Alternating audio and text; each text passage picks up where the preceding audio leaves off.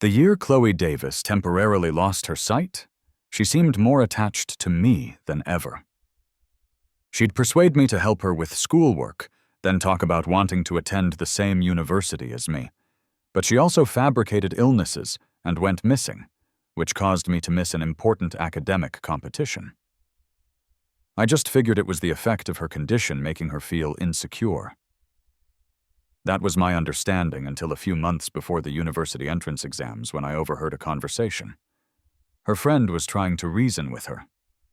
"Chloe, Mark is so good to you. Are you really going to keep up this pretense of being unable to see, tricking him into taking a year off school all by himself? Liam wants the top score in the province this year." Of course I'm helping him.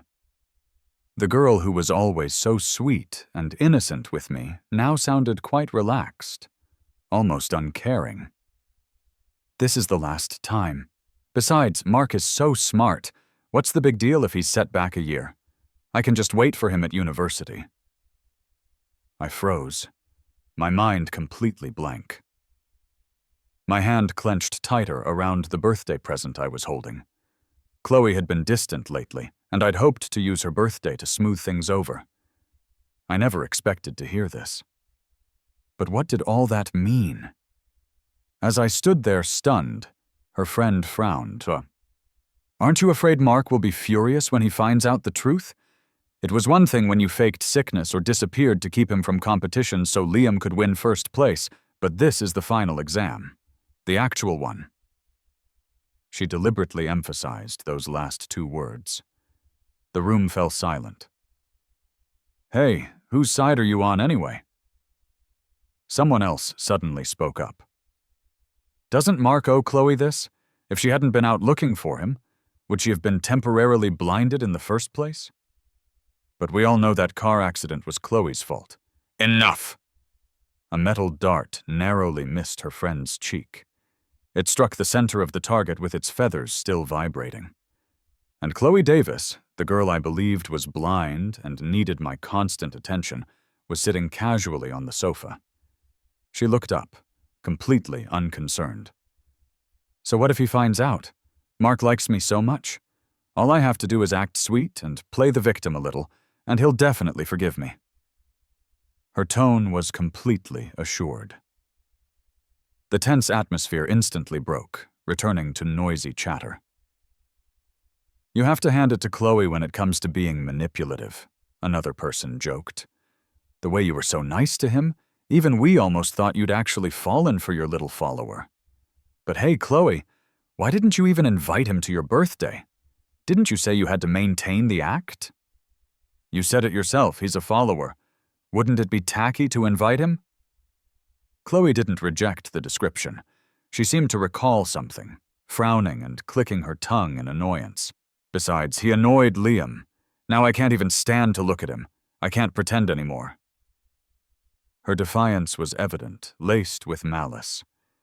As her words sunk in, a strange feeling washed over me, accompanied by a sharp, undeniable ache.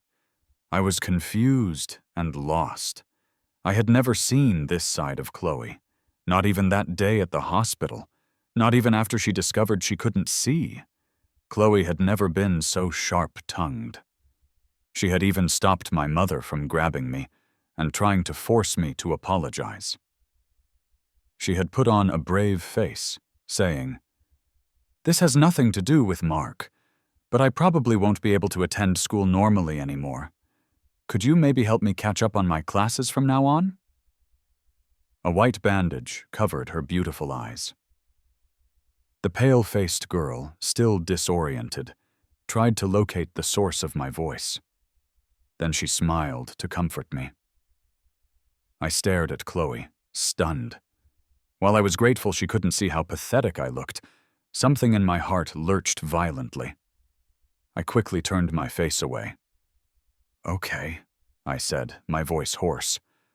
I thought I was making amends for my mistake. But after she went blind, Chloe became incredibly reliant on me.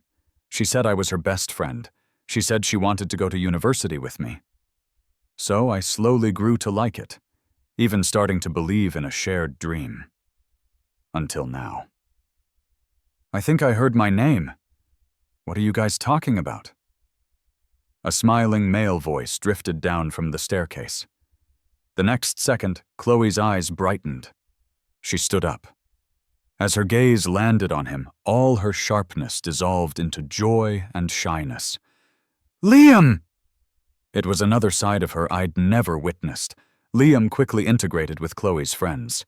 I watched as Chloe's eyes kept returning to Liam, only to quickly look away as if nothing happened. But they were sparkling. She was paying close attention to him. The moment he raised his hand, she intuitively handed him a glass of water. Liam paused. Then his eyes crinkled into a smile. Thanks, Chloe. I was just getting thirsty. Chloe ran a hand through her hair. It's nothing, she mumbled. The room erupted in playful jeers. I was a little surprised, too. To be honest, after taking care of Chloe for so long, I had never seen such a considerate side of her. After losing her sight, Chloe had become sensitive and easily upset. Later, she constantly used fabricated illnesses and disappearances to elicit worry and attention from those around her. It was her way of affirming her presence and importance. Especially to me. I thought it was just because she was ill and insecure, but now her friend was saying Chloe did all of it for Liam. She made me miss competitions so Liam could take first place. The reason sounded unbelievable, but I believed it. Mark! Amidst all the noise, her friend was the first to spot me. She jumped up from her seat, looking extremely uncomfortable. Well, when did you get here? As soon as she spoke, many of the others quieted down, their expressions odd. They exchanged glances. Then their eyes instinctively darted toward Chloe. Chloe, her back to me, tensed. She only relaxed almost imperceptibly after she heard me say, "Just got here." She turned around, her face a hard, blank mask. Her voice was stiff as she asked, "What are you doing here?" Lately, Chloe's temper had worsened. The periods of silence were lasting longer and longer. At first, I thought I had done something wrong. Now, I figured Chloe felt her task was almost complete, so she couldn't be bothered to keep up the charade with me anymore. But she was a damn good actress. The moment I appeared, her once sparkling black eyes turned vacant and empty. The look I knew so well, and that always broke my heart. I looked away, toward Liam. He was greeting me, this uninvited guest, like he owned the place, but he couldn't hide the mockery and provocation in his eyes. I pulled my gaze back. The sweet, conciliatory words I'd practiced over and over on my way here got stuck in my throat, and I swallowed them whole. "Mrs. Davis is worried about you. I was in the neighborhood for an errand, and she asked me to pick you up on my way back." I hid the gift I was holding behind my back. Chloe didn't notice my small movement. She frowned, her tone a little strange. "Just for that?" I nodded. "Yeah." But for some reason, Chloe seemed to get even angrier. There was also a faint, almost imperceptible hint of feeling wronged. She stared at me, her voice rising. "Is that it, Mark? Do you even know what today? Oh my God, Liam, what happened to your hand?" A sudden cry cut off Chloe's angry outburst. She immediately forgot about being mad at me. She even forgot she was still pretending to be blind. She instinctively looked at Liam, her expression tense. "What happened to your hand?" Liam reassured her. "It's nothing, just a little cut from a piece of glass." "A piece of glass?" Chloe asked, confused. "Where would there be glass shards in the house?" "It was that little ceramic puppy with the scarf you had on the cabinet." Liam's tone was apologetic. "I'm so sorry, Chloe. I just thought it was cute and wanted to take a look, but I accidentally dropped it. How about I buy you a new one? By the way, where did you get it?" Chloe hadn't processed it yet, but my head snapped up. I stared blankly at the group of people in front of me. I had given Chloe a ceramic puppy with a scarf. It was a gift to celebrate her getting out of the hospital. I spent a long time making it. I broke it and remade it over and over. Finally, I brought my best work to her, full of excitement. But the gifts from Chloe's other friends were expensive and exquisite. "Mark, what did you get?" Someone saw me and deliberately shouted. "I mean, our girl Chloe is so good to you. Your gift has to be better than ours, right? It better be the most expensive one here." "I wouldn't be so sure. Look at him. Does he look like he can afford anything nice?" "Hey, our class president just got his scholarship check last week. He can even afford fast food now, so what's the big deal about saving up for a gift?" The eyes on me were all filled with the anticipation of a good show. I didn't know why these people held so much hostility toward me, and that fast food was just something I'd picked up for a teacher on my way. But they had seen me with it. And in their mouths, I became some kind of monster. I was used to their taunts. They were just words. They couldn't cause any real harm. But for some reason, when I saw the expectant look on Chloe's face, I instinctively hid the little puppy behind my back. When no gift was forthcoming, Chloe thought I hadn't brought one. The girl's eyes instantly turned red with hurt. A thin veil of tears masked her vacant black eyes, but she still forced a smile to comfort me. "It's okay. Just having you here with me makes me really happy." I was at a loss, clumsily trying to console her. Finally, I gritted my teeth and took out the gift. My face flushed red as I defended myself in a tiny voice. "I did get you something, but I was afraid Chloe wouldn't like it." Chloe loved dogs, but she couldn't have one because of her allergies. So I made her a ceramic puppy. When I was painting it, the old craftsman I knew even complimented my work. But now that I was actually giving it to her, I felt the puppy was poorly made. The colors were dull. It wasn't nearly good enough for Chloe. Chloe couldn't see. So she tilted her head curiously and asked, "What did Mark get me?" "It's a puppy." I took Chloe's hand and guided her fingers over the puppy's head, ears, nose. I was prepared for her to hate it, but after she felt it all over, Chloe clutched the puppy tightly and wouldn't let go. "This is my favorite gift today." As if she was defending me, she declared it loudly. She said she would take good care of it, and yet the puppy was left in a vacation home she rarely visited. And now, it was broken. I instinctively looked for Chloe's reaction. "Don't worry about it," Chloe didn't remember, so she said casually, "My mom probably just bought it at some random store. It's just a little decoration. If it's broken, it's broken." It had only been a few months. I clenched the birthday gift in my hand. My chest ached with a dull pain. It took me a long moment to suppress the sting in my eyes. But no one cared. Everyone was fussing over Liam, and I was obviously out of place. I stood there, watching for a while. Then I quietly left. The noise behind me faded into the distance. I didn't want to bother anyone, so I silently composed myself. And I thought, this really is the last time. Chloe's sight had been fine for a while. She had plenty of people around her, so she didn't need me to keep her company. And she certainly didn't need one more gift from me. Good thing the gift was still wrapped. I could sell it and get some money back. And during the time I was taking care of Chloe, I had earned my tuition money. That was enough. When Chloe looked up again, Mark was gone. Her eyebrow twitched, and she turned to the person next to her. "Where's Mark?" "I don't know." The person looked just as confused, then waved a dismissive hand. He probably realized no one wanted him here and just left.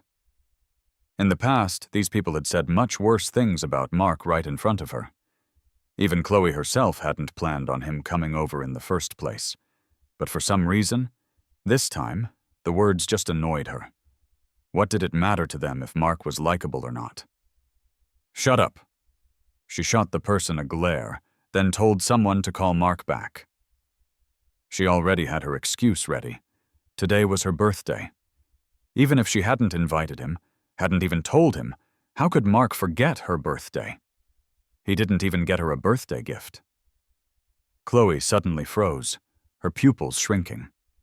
She thought she probably knew why Mark had left. But ceramic is fragile. Besides, Liam didn't break it on purpose. It was just a ceramic puppy.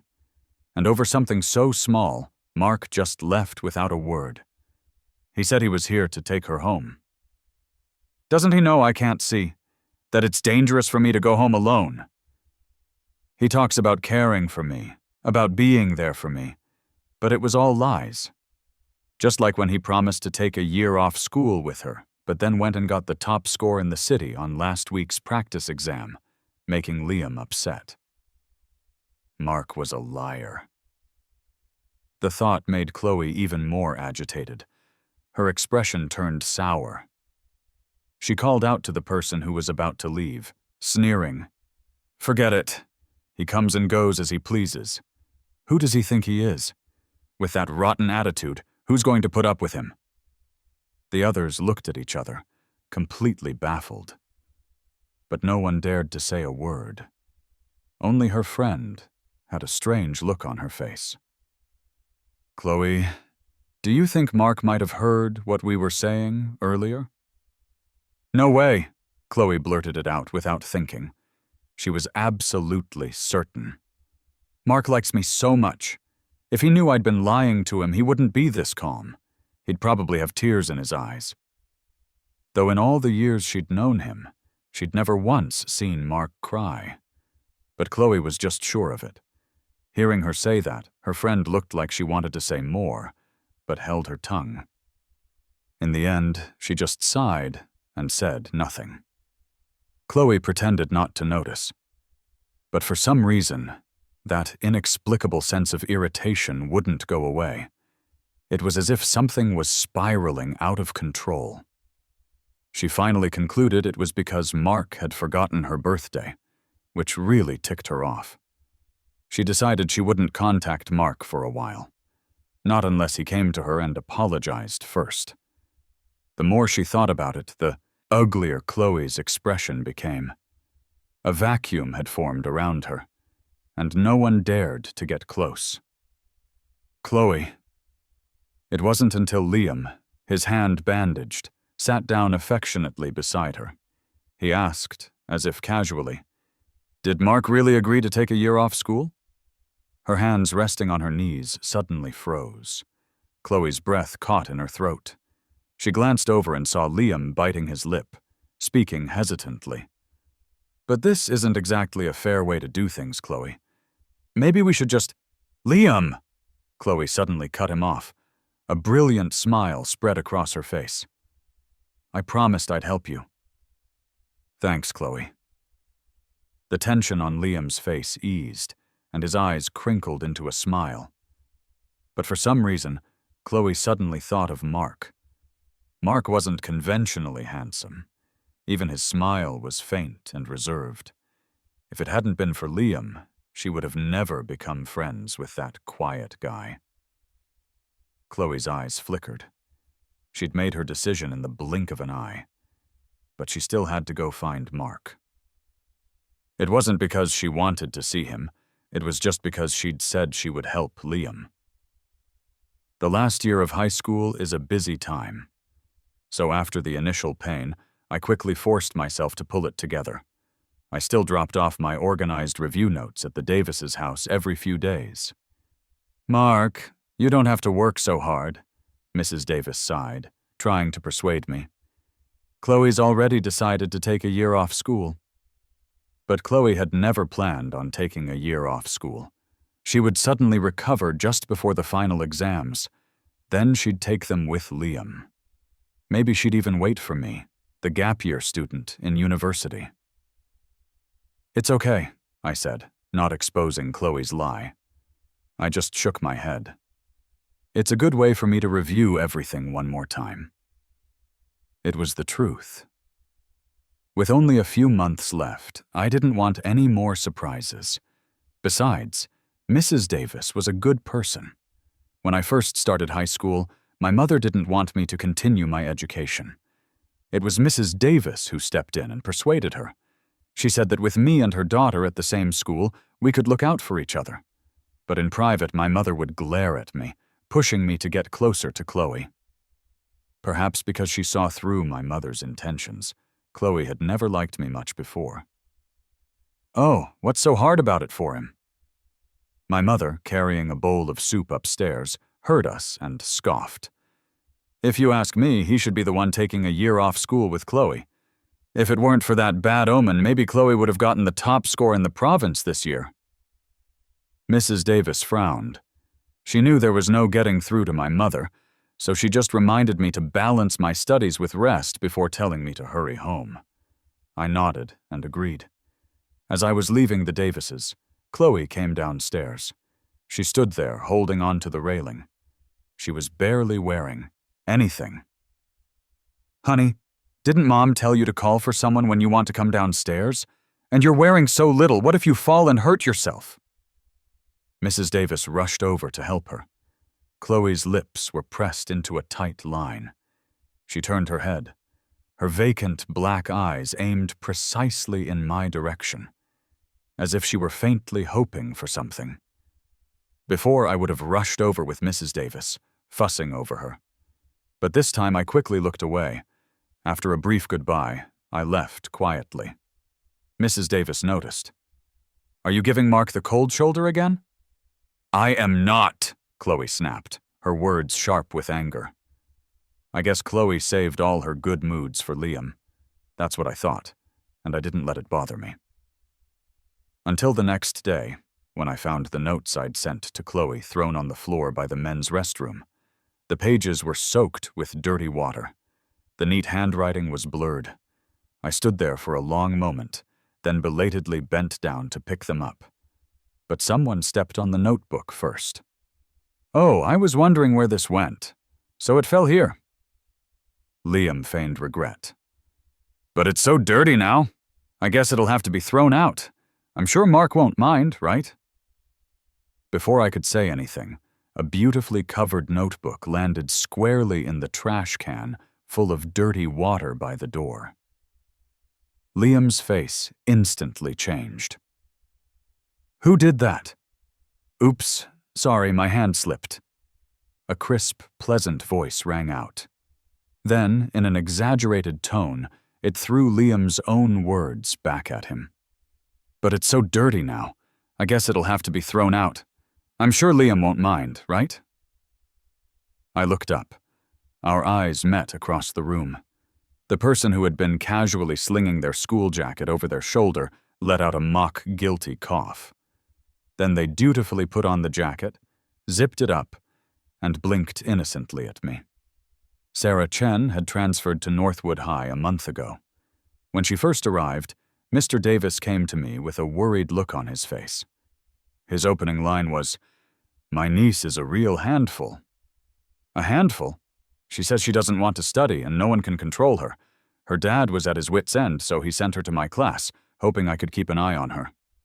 Meeting Mr. Davis's hopeful gaze, I hesitated. "But I'm not very good at managing people."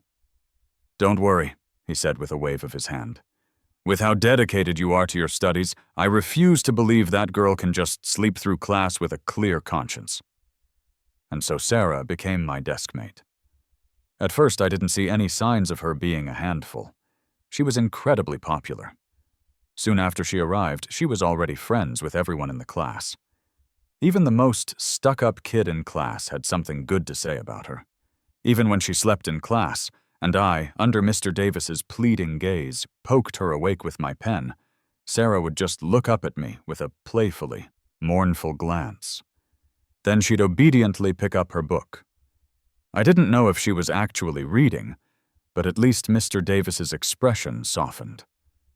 Until the day the well-behaved Sarah turned in a blank exam during a practice test. That day, Mr. Davis was so furious, he spent the entire period pointing his finger at her and yelling.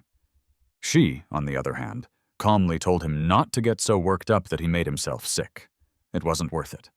Her mindset was so relaxed, you'd think she wasn't the one being scolded. After class, many students gathered around to comfort Sarah. Someone even taught her that next time, if she really didn't know what to write, she should just write compliments for the teacher. Maybe he'd take pity on her and give her a sympathy point. "Sarah, you're my hero!" The student who gave the advice grabbed her arm, looking moved. "Ever since you got here, the number of times Mr. Davis yells at me has dropped dramatically. I feel like he looks at me like his own son now. You can't let him drive you away." "Get lost!" Sarah couldn't keep a straight face and broke into a laugh. The lively atmosphere died the moment I walked in. Everyone tactfully returned to their seats. I glanced at Sarah but said nothing. She waited expectantly for a moment.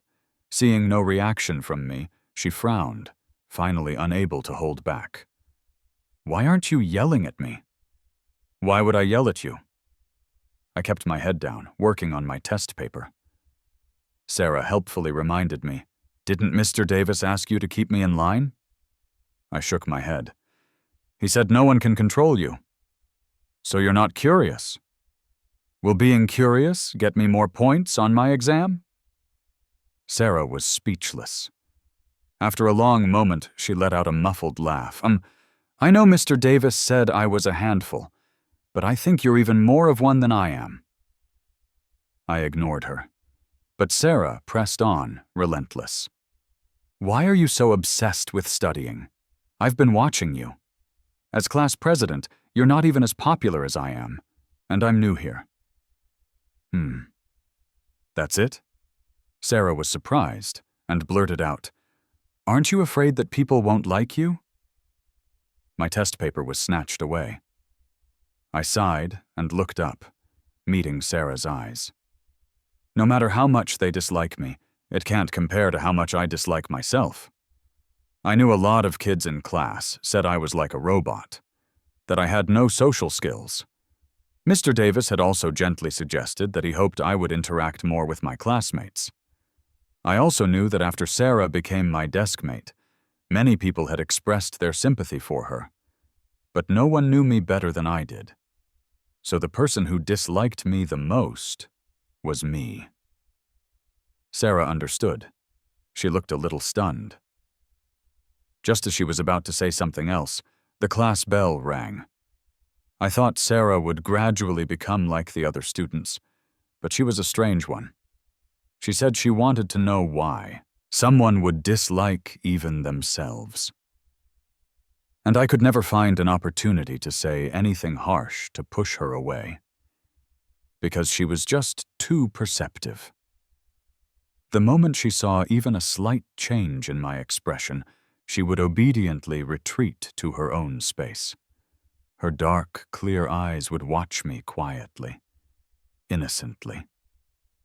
The corners of her eyes drooped slightly. She looked just like the little stray dog I often fed after evening study sessions. "I don't know either," I sighed, then pointed to the blank English worksheet on her desk. "Aren't you going to do that? Mrs. Liu's class is next." As soon as the words were out, Sarah almost lost her composure. She frantically started scribbling on the paper while putting on a brave face. I'm not scared of her. I just think Mrs. Liu is getting older, and it's not easy for her. I have to respect my elders." "Mr. Davis is even older," I thought, "and I don't see you showing him much respect." As she wrote, Sarah suddenly started laughing. I looked at her, confused. "It's nothing. I just think you're too nice." Sarah sighed heavily. "So honest. What are you going to do if someone bullies you?" She sounded like a worried mother hen. And now Sarah, feeling that I had been bullied, was rolling up her sleeves, ready to get even for me. Liam was so angry his eyes turned red. To make a good impression on his classmates, he always generously lent out his notes. His notes were very detailed, and he only had one copy. Mine was just a duplicate. Seeing that people were already starting to comfort Liam, and the looks directed at Sarah were turning sour, Sarah's expression grew uncharacteristically solemn. I thought she had realized how reckless she'd been. But then she turned and tugged on my sleeve. She whispered, Class president, can you cry? I expressionlessly pulled my sleeve free. No. Even on the day I found out Chloe had been lying to me, I didn't cry. Sarah looked shocked. Her eyes held a hint of condemnation, as if to say, "You're the one being bullied here. Shouldn't you be acting a little more outraged?" I was silent for a moment, then suggested, "He has red eyes. You cry too." I was just saying it offhand, but Sarah thought about it seriously and had a light bulb moment. The next second, her eyes started to redden. I hesitated for a moment, then played along and took out a tissue. "Don't cry." No. Sarah stubbornly turned her head away, just in time for the onlookers to get a clear view of the glistening tears in her eyes, poised to fall, but not quite. Everyone fell silent. Even Liam forgot his anger, his jaw dropping. He probably never thought a girl who cared so little about her image existed. When no one was looking, Sarah nudged me with her elbow. "Crying doesn't make you right," I sighed softly and said. "You dirtied my notebook, and now I've dirtied yours. That's fair." And I paused, my tone sincere. "If we're really comparing, don't you think Sarah looks a lot prettier when she cries than you do like this?" Liam was once again rendered speechless with anger, but everyone's gaze shifted in unison to Sarah. The corner of Sarah's mouth twitched. She couldn't hold her expression together anymore. The consequence of our moment of triumph was that both Sarah and I were dragged to Mr. Davis's office during lunch for a lecture. I thought we'd get a harsh scolding. But Mr. Davis just whispered with a dark face, "Couldn't you have found a more respectable way to handle this?" Sarah mimicked his whisper. "Do you have any respectable methods, Mr. Davis?" Mr. Davis choked on his anger and glared at her. He gritted his teeth. "A girl crying like that? If word gets out, I'll be embarrassed for you." "It's fine. The class president said I look pretty when I cry." Sarah seemed to have come to terms with it. I glanced at the tips of her ears, hidden under her dark, choppy hair, but still beet red, and didn't expose her. Mr. Davis was exasperated into a laugh. He didn't say much more. After comforting me for a bit and realizing I truly wasn't taking it to heart, he waved his hand, signaling us to go back. But Sarah clung to the door, refusing to leave. "Mr. Davis, give me some tissues." "What do you need tissues for?" "To wipe my tears," she said, completely shameless. "The homeroom teacher from the class next door watched us come in here. If I don't pretend you yelled at me until I cried, who knows how he'll gossip about you behind your back." Mr. Davis and the teacher from the next class had been rivals since they were young, and Liam was the apple of that teacher's eye. "Get out! Get out!" A pack of tissues was tossed at Sarah. She caught it with a grin, then turned to comfort me. "Don't worry, class president. I'll give you half in a bit." "Thanks." Thankfully, Sarah wasn't completely unreasonable. When I caught up to her to thank her again, she just waved her hand and said, "Save that thank you for Olivia." Olivia? If we were ranking people in the class who disliked me the most, Olivia, the vice president, would definitely be at the top. She resented the fact that I was ranked above her, despite her being better at everything except academics. She said someone deliberately ruined your notebook. Sarah turned her head, her jet-black eyes crinkling with a smile. And that notebook of Liam's, another classmate stuffed it into my hands on my way out. I was stunned, my mouth opening and closing without a sound. A strange emotion spread through my heart. Class president. The girl walking ahead of me suddenly stopped. She turned around, tilting her head up slightly. Her dark eyes were fixed on me. Then they curved into a smile as she said, "If you really want to thank me, how about you lend me your notes? I've been drooling over them for ages. Instead of Lending them to someone who doesn't appreciate them, you might as well lend them to us and benefit the whole class. Almost no one had ever asked to borrow my notes. Chloe was the first. And now Sarah. Sunlight streamed through the window, landing on her. The tips of her chestnut hair glowed. Sarah looked at me, a rare seriousness in her eyes. I uncomfortably averted my gaze. After a long moment, I heard my own reply. Okay. Lending my notes was just the beginning. Sarah had always been the type to take a mile when given an inch. Class president, how do you solve this problem? Class president, can you explain your thought process for this question? Class president! I got so used to Sarah's constant calls of class president that when a worksheet appeared in front of me, I looked at the problem and instinctively started explaining. It wasn't until I heard a slightly stiff thank you that I belatedly realized the person in front of me wasn't Sarah. What? Olivia uncomfortably snatched her paper back, trying to look fierce. We're all classmates. If you can explain problems to Sarah, why can't you explain them to me? I stared at her, stunned. I thought you'd ask the teacher. The teacher already went over it in class, but I didn't get it, Olivia pouted. And I think your method is simpler. Also, I admit your notes are better organized than mine. The last sentence was barely a whisper. The girl who had always been so proud in front of me was actually blushing, but I wasn't used to handling situations like this. At a loss, I instinctively looked for Sarah. But Sarah wasn't there. Just as Olivia's face was starting to pale, on the verge of getting angry again, I racked my brain and managed to choke out, "Do you have any other questions you don't understand?" Olivia was so exasperated she laughed. "I'm not David." David was last in our class. Thinking I'd said the wrong thing, I reflexively apologized. But Olivia seemed even angrier. "Sarah, get over here and talk some sense into him." "Take it easy." Sarah, who had been missing, suddenly reappeared and slowly walked back to her seat. I seemed to understand something. So after Olivia left, I asked her, "Why are you doing this? Didn't you say you disliked yourself the most?" The pen spinning between her fingers abruptly stopped. Sarah looked down. "I just want to know, when everyone starts to like you, will you still dislike yourself so much?"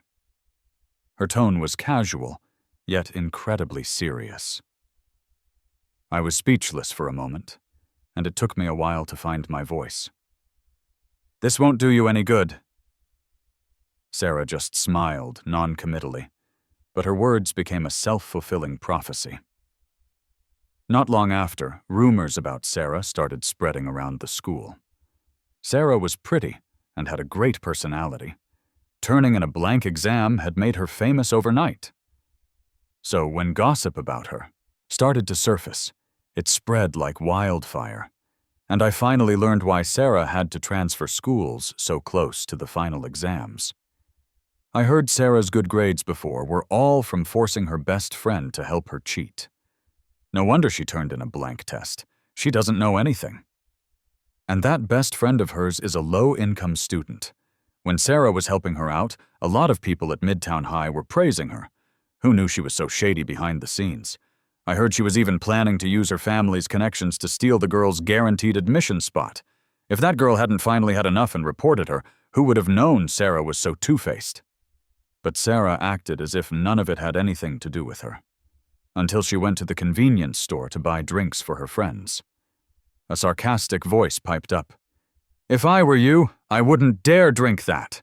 Who knows what ulterior motives she has, pretending to be so nice to me." As soon as the words were spoken, the hand of the classmate who had been about to thank Sarah with a grin froze in mid-air. I recognized the speaker as one of Chloe's friends, Jennifer. Last night, Chloe couldn't stop herself from calling me. She started with, "Why are you helping an outsider bully Liam?" The incident had happened a few days ago. Chloe's accusation was late. Surprisingly, I was able to reply to her calmly. No one bullied him. He ruined my notebook. Liam didn't do it on purpose. Sarah didn't either. Chloe was choked with anger, then furiously changed the subject. Why haven't you been bringing me notes these past few days? And you lent your notes to other people. It must have been the static on the line, but I could almost hear a hint of grievance in her words. I frowned. Didn't you lend my notes to Liam? That's different. Perhaps out of guilt, Chloe's voice rose. I was used to giving in to Chloe, and I was bad with words, so now I didn't know what to say to refute her. In the end, I could only stay silent. I heard the sound of something smashing on the other end of the line. Chloe always had a bad temper. I used to read a lot of books, and even took notes on how to make her happy. But in reality, none of it could compare to a single smile from Liam. Mark. After Chloe had vented enough, she suddenly called my name. Then she asked out of the blue, "What's your relationship with that Sarah girl?" Before the word classmates could even leave my throat, she had already hung up. I figured Sarah had gotten dragged into this because of me. Got held up on the way back. These drinks aren't cold anymore. Seeing the classmate's hesitation, Sarah smiled and withdrew her hand. I'll get you another one later. But Jennifer wouldn't let it go. She glanced at me and sneered. No wonder you can hang out with our class president. Birds of a feather flock together. By the way, Sarah, do you know why no one in our class wanted to hang out with the class president before you came? Because he's a bad omen. His dad died because of him. Jennifer didn't get to finish her sentence. Sarah's hand had already flown up and slapped her. The usually good-natured girl stared at her with dark, cold eyes. Word by word, she said, "Say one more word. I dare you." Strictly speaking, Jennifer was the one who started the fight. But when Sarah's dad arrived, he slapped her without even asking what had happened. He hissed, "Can't you just stay out of trouble for once? Why are you hitting your kid?" Mr. Davis pulled Sarah behind him, shielding her like a mother hen. "Didn't you even ask what happened?" "What else could have happened?" her dad yelled, pointing a finger at Sarah's nose. "This girl must have started trouble again. She was like this at her old school. Ask him how many times I had to clean up her messes." "I never asked you to help me." Sarah's lips twitched into a sharp, provocative smirk. "Weren't you just looking for something to do, you little brat?" "All right, that's enough from both of you." Mr. Davis had a splitting headache. I used the excuse of delivering test papers to take a look. Sarah was leaning against the wall, head down, looking nonchalant, as if the argument had nothing to do with her, until she sensed me come in. She turned her head to look at me, then winked, motioning for me to come over. I thought it was something important. But the next second she whispered, sounding wronged, "Mr. Davis doesn't have a mirror. Take a look, is my face ruined?" I stared at Sarah's face for a moment, and nodded seriously. "Yes." Sarah's face instantly paled. She looked more panicked than when her dad was called in. "Sarah," I suddenly started laughing and said, "Jennifer was right. I really am a bad omen. See? Now you're tangled up in it because of me." Bad omen. Bad luck charm. Those were the words my mother always used to yell at me. At least back then I still had my dad to love me. But my dad died saving someone. That day, he was taking the long way home to buy a cake to celebrate me getting first place. He happened upon a car accident. A pregnant woman and a child were trapped in the burning car. My dad got them out, but he couldn't get out himself. My mother was convinced I had killed my dad. I had argued back, but then the elderly neighbor who had always doted on me had a sudden heart attack. The stray puppy I was feeding was beaten to death by a school security guard and thrown in the trash. Even during the time I was forced to get close to Chloe, She got into a car accident while looking for me. My mother hated me, but her life just got better and better, so I thought maybe I really am a bad omen. Bullshit! Sarah suddenly shouted. It was so loud that even Mr. Davis and her dad looked over. Her dad, furious, snapped, Sarah, if you don't shape up, you can just get the hell home. Sarah ignored her dad, her eyes fixed on me. She was getting annoyed. Are you listening to their nonsense? This has nothing to do with you. It's those damn… Then prove it to me. I cut her off, my voice soft. Prove to me that this didn't happen because I'm a bad omen. This has nothing to do with you in the first place. How am I supposed to prove that? Sarah calmed down. She smiled a little mischievously. Class president, you're being so nice to me. Aren't you afraid I'm also trying to force you to help me cheat? I won't help you cheat, I shook my head. And you don't need it. The last math problem on that practice exam was incredibly difficult, but Sarah had solved it.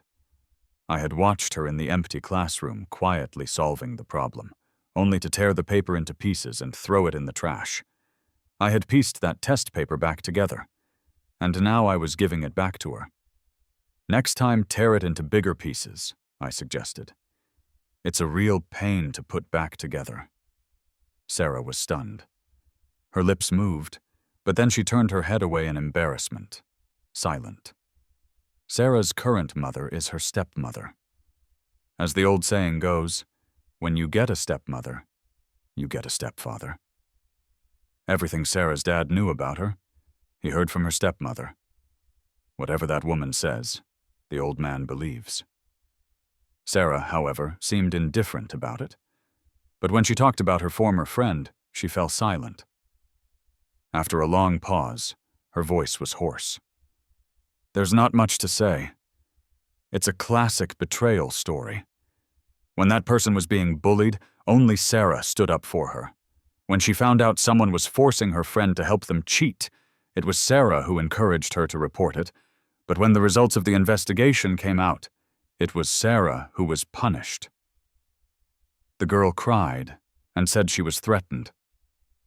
You don't know. You don't understand. They would have actually killed me. You can protect me now. But what about after you leave? You won't always be around. Eventually, that person even started to resent Sarah for helping her fight back. If it weren't for you, they wouldn't have kept targeting me. I just had to wait until they got bored. But you had to force me. You were the one who forced me. You're the one who ruined my life. What the hell? What a piece of trash. The students in our class were incensed when they heard the story. The classmate who had hesitated to take the drink from her earlier came over to solemnly apologize to Sarah. Sarah stared blankly at the group of people in front of her. Her voice was raw. You guys believe me? Of course. David came over and slung an arm around Sarah's shoulders, grinning. We're not blind. We can see what kind of person you are. But you haven't even seen any proof. Did they have any proof when they were slandering you? Olivia frowned, her mouth twisting in disgust. It was all just based on that person's word, right? But Sarah, why wouldn't they believe you? Sarah was silent for a moment. That person was a good student, usually quiet and timid. And I really didn't like to study back then. People's prejudices are a mountain you can't move. Everyone sighed in agreement, then asked curiously, so how did you get so good at studying later? I heard your grades improved a lot, Sarah. Because… Sarah's words trailed off as she saw me enter the room. She coughed and quickly turned her head away. For some personal reasons. Amidst the teasing, I handed Sarah a test paper. Mr. Davis wants you to finish this. The teachers for each subject will grade it for you immediately. I paused, then added, this time every student is a proctor. It was actually very simple to debunk the rumors about Sarah. All she had to do was take another test. But after that incident, she had been turning in blank exams. David immediately jumped up. My time has come. Even I get to be a proctor. He was immediately pushed back down by the other students. Sarah looked up at me. Like a clueless kid, she asked, "But I haven't reviewed in a long time. What if I do badly?" "Mr. Davis has set a margin of error for you based on your situation." I smiled. "Then we'll fill in the gaps." I didn't tell Sarah that while she was telling her story, Mr. Davis had been standing at the door, wiping away tears. The result of this fatherly outburst was that he decided to strictly supervise Sarah's university prep for the last few months. I saw Chloe a week later. She had gotten into another fight with her family. My mother urgently called me home from school, then forced me to go find Chloe. "You must have done something to make her angry." She pinched my arm hard, then said, "If you can't find her, you can forget about going to school." My mother wanted a rich son-in-law, so she was much kinder to Chloe than to her own son. Numbly, I went out to look for her. The wind was strong that night. By the time I found Chloe, my stomach was cramping so badly my face was pale, but at least I could breathe a sigh of relief. When she looked up and saw me, Chloe's body tensed for a moment. Then she bit her lip, her tone fierce. "What are you doing here?" "Looking for you." "Looking for me?" She seemed infuriated, turning her head away as her voice shot up. "I thought you didn't care about me anymore. What are you doing here looking for me?" But the end of her sentence was laced with obvious hurt. Her eyes were red as she glared at me. I tried to remain calm. "My mom told me to find you. I can only go back to school once I've found you." Chloe was stunned. "Just because your mom told you to find me?" The pain was getting worse. I could only hold my breath to try and ease it.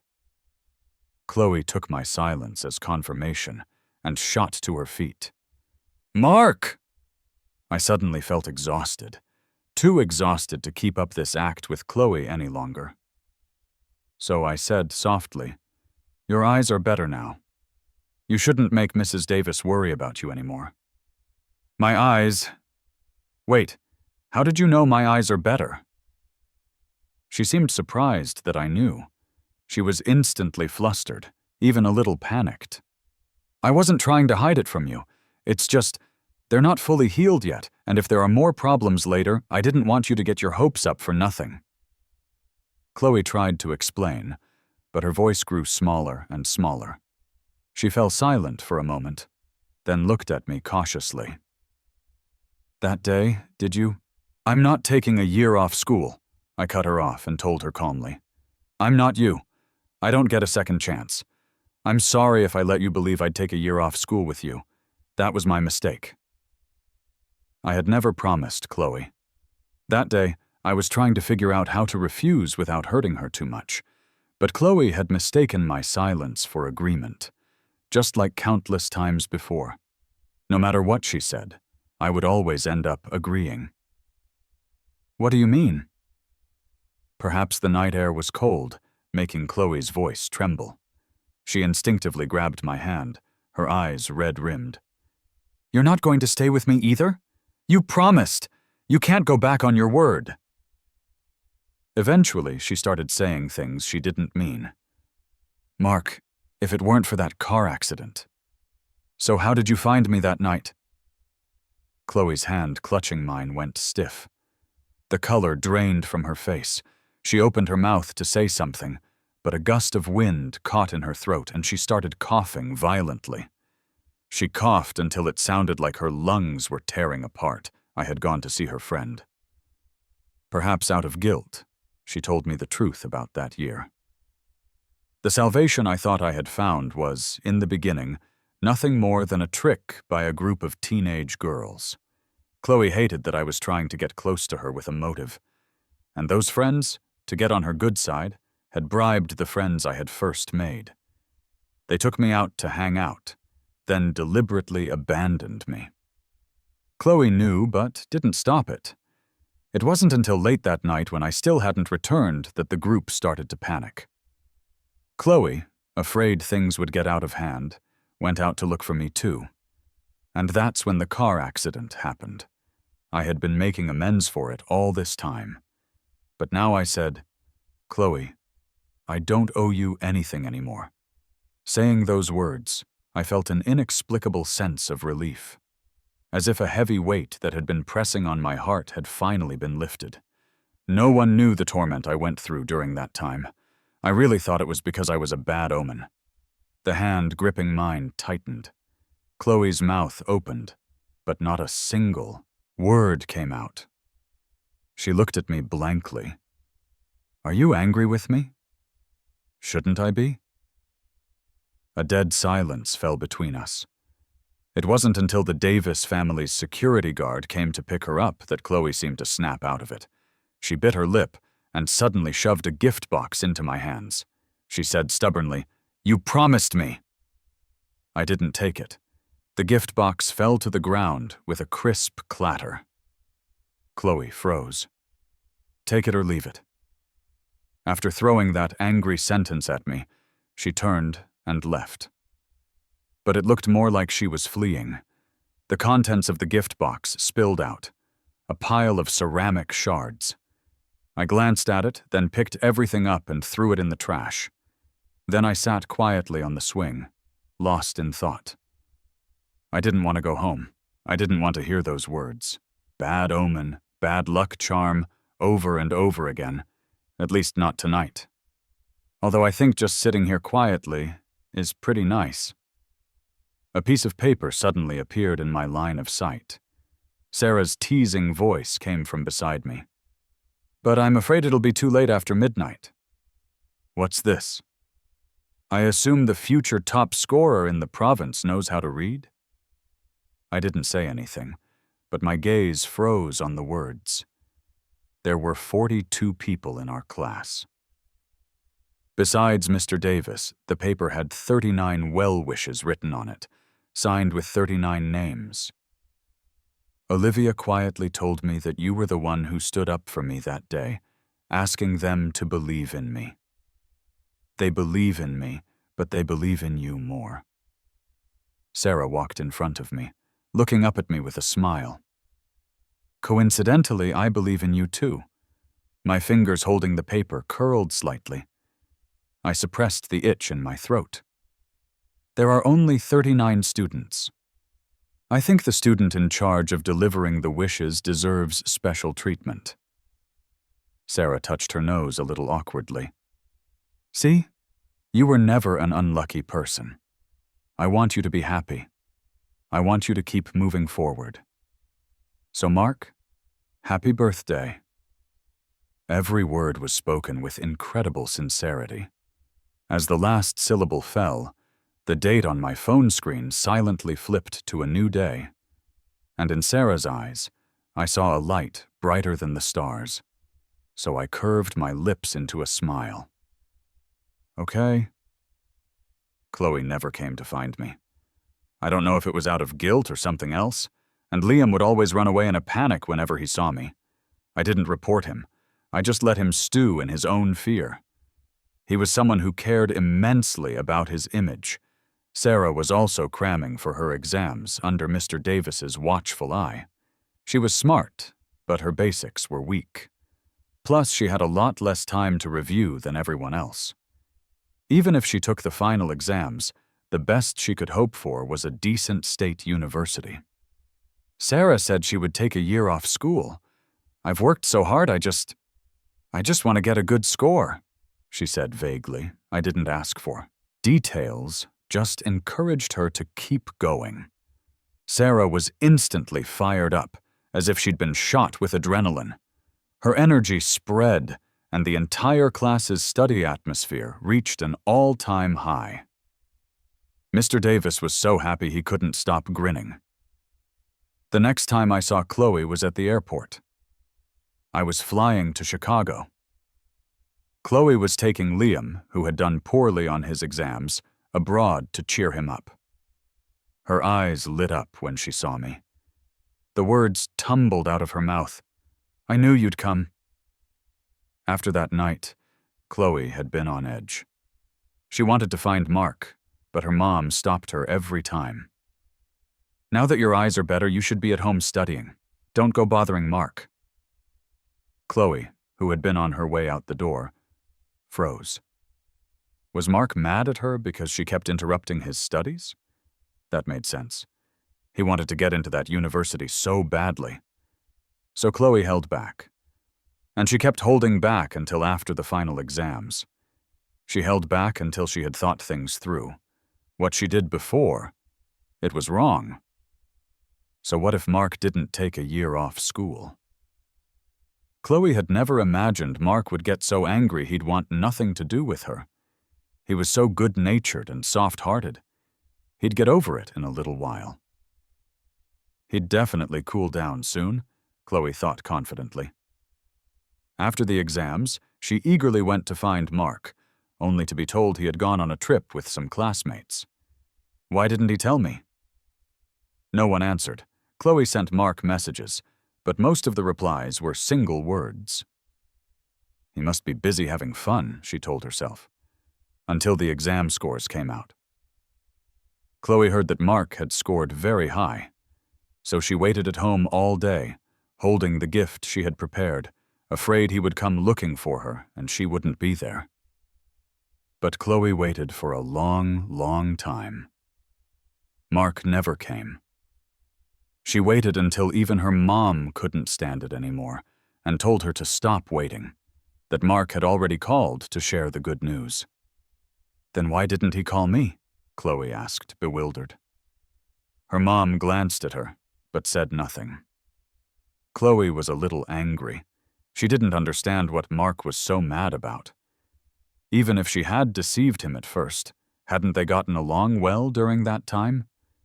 She hadn't even held it against him for forgetting her birthday. She hadn't held it against him for breaking his promise. She had even gone out of her way to celebrate his birthday. Even though she was too angry to say happy birthday, it was because the gift she'd made herself had been smashed. Besides, Mark was the one who liked her first. Is this how someone who likes you is supposed to act? Chloe couldn't take it anymore. She wanted to go find Mark, but her friends stopped her. They said Mark was just playing hard to get, taking advantage of her guilt. Chloe, if you go looking for him, you lose. Seeing their confident expressions, Chloe hesitated. Just then, Liam came to see her. He had been on edge before the exams, so his scores were very disappointing. Seeing Liam so dejected, her friends urged Chloe to take him on a trip. It would also be a good chance to give Mark the cold shoulder for a while. Chloe didn't refuse. When she was buying the tickets, she hesitated, wondering if she should buy one for Mark, too. To be honest, she had never gone on a trip with Mark. But then she thought that Mark probably wouldn't be happy to see Liam, and he might misunderstand, so she gave up the idea. But she still couldn't resist having someone secretly tell Mark she was going abroad. And sure enough, Mark came to the airport to see her off. "I knew you'd come." The moment she saw Mark, Chloe felt like she could let everything go. But Mark's attitude toward her was cold, especially after he saw Liam. Afraid Mark would misunderstand, Chloe instinctively said, I'm just going abroad for another eye checkup." She didn't notice Liam's deathly pale face. All her attention was focused on Mark, her eyes filled with a hope she didn't even realize she had. She wanted Mark to ask more questions, preferably to show more concern for her, just like he used to. Thinking of this, Chloe felt a surge of grievance. She still had so much to say to Mark. But Liam stopped her, saying it was time to board. And Mark seemed to have seen someone. He rushed off without even a goodbye. Wasn't he here to see her off? Chloe was stunned. But Liam quickly distracted her with another topic.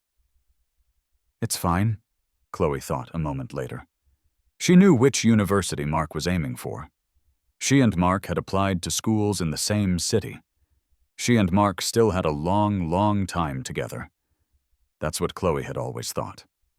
Until she came back and couldn't find Mark anywhere. Until she learned that Mark had changed his university choice a long time ago. She went to Boston. But Mark went to Chicago. How could it be Chicago? Chloe couldn't believe it. She tried to find Mark, but her calls wouldn't go through. All her messages were met with a glaring red exclamation mark. Mark had blocked her. The realization sent a wave of intense panic through Chloe. When did he leave? The day you left for your trip. So Mark really hadn't come to see her off that day. That was the last time they would see each other. And she was the only one foolishly looking forward to the next time. Only now did Chloe belatedly realize something. Mark hadn't forgiven her. It seemed she was really going to lose him. In my second year of university, I waited at the school gate for Sarah, who was arriving as a freshman. You're here so early." Sarah was instantly flustered. She instinctively dragged her suitcase over to hold an umbrella over me, then frowned.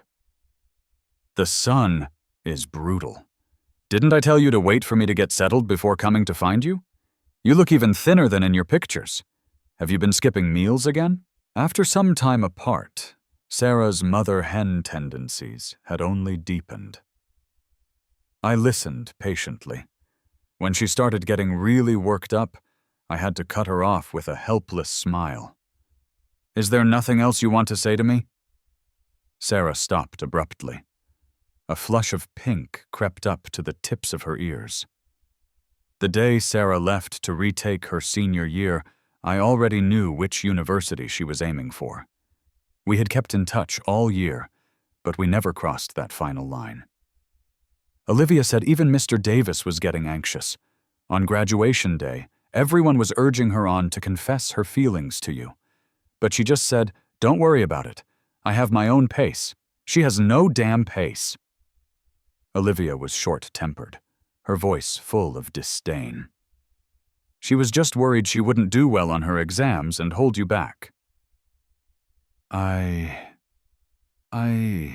Sarah stammered for a while. After psyching herself up, she was just about to take a deep breath when I suddenly interrupted her. "David said you have a silhouette picture on your phone." As soon as I said it, Sarah's face changed dramatically. I looked at her, my expression blank. "I heard it's a silhouette picture of you hugging a guy." "Let me explain," Sarah panicked.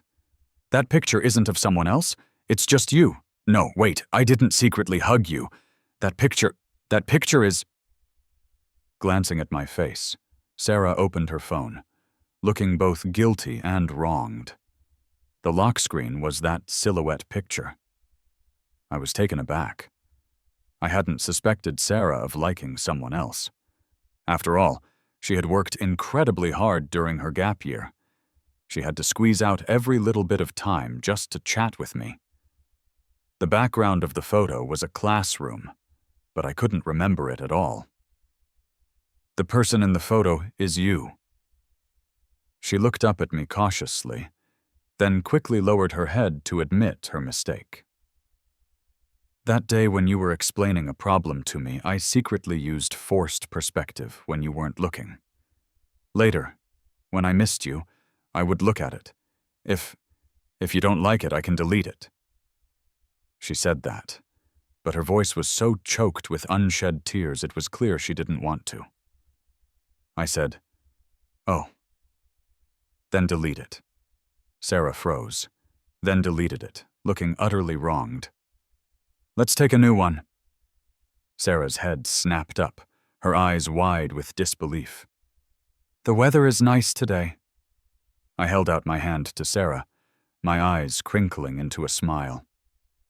"Want a hug?" Sarah stared at me, stunned. Her eyes slowly reddened. I sighed. She really was a crybaby. I patted Sarah's back, signaling for her to let go when she was done hugging. I was about to show her around the campus when a familiar, hoarse female voice called out, "Mark!" I never expected to see Chloe again. Chloe had been frantically looking for me all that summer. Mrs. Davis had sensed something was wrong. Under her questioning, Chloe confessed everything. She was so angry she slapped Chloe hard. Then she called me to apologize. She said she had failed to raise her daughter properly. I couldn't hold a grudge against an elder who had been kind to me, so I just said that if possible I didn't want Chloe to bother me anymore. Mrs. Davis promised. And Chloe really hadn't been able to find me, but she insisted on taking a year off school. Mrs. Davis couldn't change her mind. Olivia told me all of this. She also said that Chloe and Liam had a falling out. Liam refused to swallow his pride and retake the year, went to a second-tier university, and was never heard from again. I nodded, but didn't give it much thought. The only thing I hadn't expected was that Chloe had also gotten into a university in Chicago. Her eyes lit up when she saw me. She instinctively started to walk over, but then she noticed Sarah beside me and stopped abruptly. Finally, she managed a smile that was uglier than crying. She asked cautiously, "Am I too late?" After a year, Chloe did seem more mature. Sarah instinctively shielded me, retorting, "Even if you came early, there'd be no place for you." I couldn't help but laugh at her mother hen protecting her chick act. Chloe ignored her, her eyes fixed on me, as if afraid I would disappear if she blinked. I frowned. "I thought Mrs. Davis made things very clear to you." I took out my phone to call Mrs. Davis, but Chloe stopped me, her breath coming in short gasps. "I don't mean anything by it. I just wanted to come and apologize to you." Chloe had never bowed her head to anyone. She was spoiled from a young age, with a crowd of people fawning over her. The only person who could discipline her, Mrs. Davis, was often too busy with work to pay close attention. So even when she realized she was wrong, she would stubbornly insist it was someone else's fault. This was the first time I had ever heard Chloe apologize to anyone. Seeing my surprise, a flicker of hope lit up in Chloe's eyes. She instinctively took out a ceramic puppy covered in cracks. Her voice was cautious, almost pleading. "Mark, look, I fixed the puppy. I'm sorry. I know I did something wrong. I don't hate you at all. I don't accept your apology." I cut her off calmly. The call had gone through. "No matter what, the car accident did happen because you were looking for me. So I took care of you and tutored you with all my heart. That's what I should have done. I don't owe you anything, Chloe." Chloe's friends and admirers were convinced I had ruined her, so they tormented me without restraint. At the time, I thought that was just what I deserved. I paused, then said softly, "I never expected an apology from you, and I will never accept your apology. Chloe, you're not really sorry. You just miss having a follower who would do anything for you, and you're not used to it." The day after I found out the truth, Mrs. Davis sent me a sum of money. It was both compensation and financial aid. She said, "Mark, you did nothing wrong in this matter. I hope you can move on." So she stopped my mother from coming to find me. I was very grateful. Chloe stood there stunned. The next second, Mrs. Davis's tired voice came through the phone. "I'm sorry, Mark. This was my mistake. I'll have someone watch Chloe. I won't let her bother you again." "Mom!" Chloe panicked. Mrs. Davis ignored her and hung up. So Chloe looked at me again, panicked, almost begging. "I won't bother you. I just really missed you. I wanted to see you. I can stay away from you." Her voice was thick with tears. Sarah was so angry she laughed. "Can I punch her?" I grabbed her suitcase and walked a few steps ahead. "I'll wait for you at the pavilion up ahead." When you got down to it, Chloe had screwed Sarah over back then too. It would be good for her to let it out. Thankfully, there weren't many people on this path. "I'm sorry." I didn't look back. She had let out her anger, but Sarah still looked aggrieved. She didn't say anything, just hugged me and took one photo after another. I couldn't take it anymore. That's enough. I don't have a ceramic puppy. Can't I even take a few extra pictures? She asked, her voice dripping with jealousy. I was stunned for a second, then couldn't decide whether to be angry or laugh. Are you jealous already? Sarah turned her head away. After a long moment, she said in a low voice, It's not jealousy. I just feel bad for you. Back then, you must have been really excited when you were making that puppy, right? I thought back to how I felt then, and nodded. Chloe was beautiful. At the time, she was pretending to be nice to me, and saying we were best friends. It would be a lie to say I wasn't moved. Sarah's expression instantly turned fierce, and she muttered, I guess I went too easy on her. It's actually okay. I poked her puffed-out cheek. Weren't you always wondering why I disliked myself the most? It's not really that I disliked myself. I thought for a moment, trying to organize my words to describe the past. I was just afraid that after people started to like me, they would find out that the real me is just ordinary. That besides studying, I don't have many good qualities. I was afraid that when they found out how unremarkable I was, they would slowly drift away. After my dad passed away, I lived under my mother's constant criticism. Whatever I did was wrong, so I gradually became sensitive and insecure. I made some friends when I first started high school, but they weren't very nice. I didn't tell Sarah about being abandoned, but at that time, I thought it was my fault, and I didn't have the strength to endure that kind of disappointment again. It's better not to have something at all than to have it and then lose it, right? And Chloe was an exception. I was making amends. And in my atonement, I was trying to save myself over and over again. I wanted Chloe to get better more than anyone. I wanted to escape the suffocating feeling of being a bad omen, a bad luck charm. I never expected it to all be a lie. To be honest, I instinctively gripped Sarah's hand tightly, looking down as I spoke softly. I almost didn't make it. How could it not have affected me at all? That feeling after learning the truth, of having a hole ripped open in my chest. An icy wind poured through that gaping, bloody wound. It hurt so much I could barely stand it. So for the first time, I skipped evening study hall. I spent the night at my dad's grave. The next day, I pulled myself together and went straight to school, pretending like nothing had happened. I was already annoyed enough, and then Mr. Davis made me watch over you, the troublemaker. I said it in a deliberately disdainful tone, but I couldn't keep up the act for long and broke into a smile.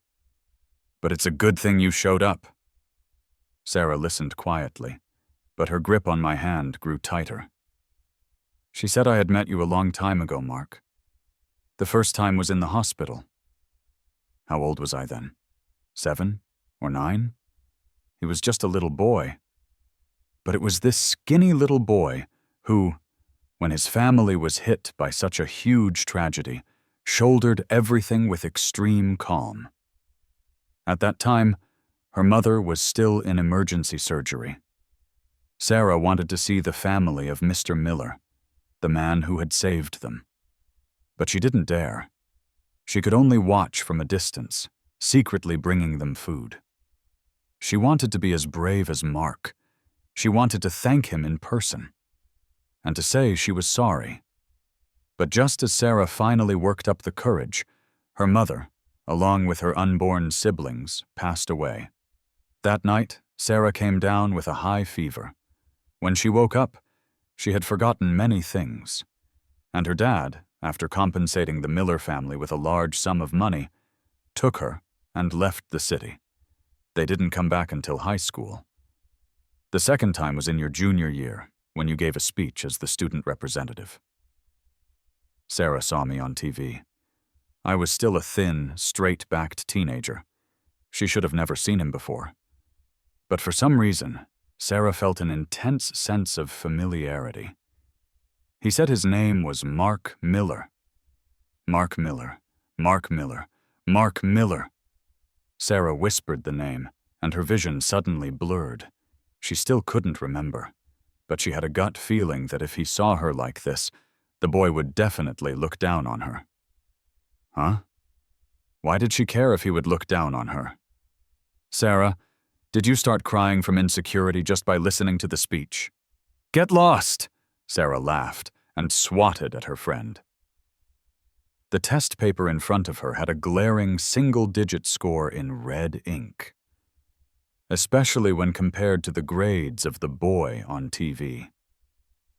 Sarah was silent for a moment, then expressionlessly picked up a red pen.